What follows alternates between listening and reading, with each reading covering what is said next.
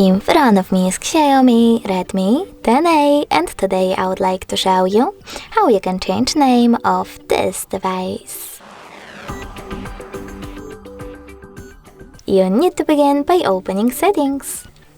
From here, click on About Phone section at the top and select device name. Now you can type in wherever you wish to. I will go with Salem.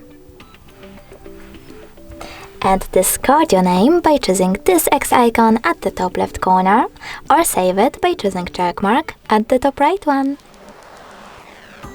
As you can see, after that, name of my XIAOMI has changed.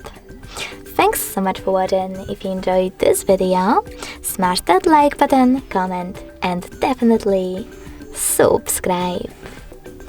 Bye!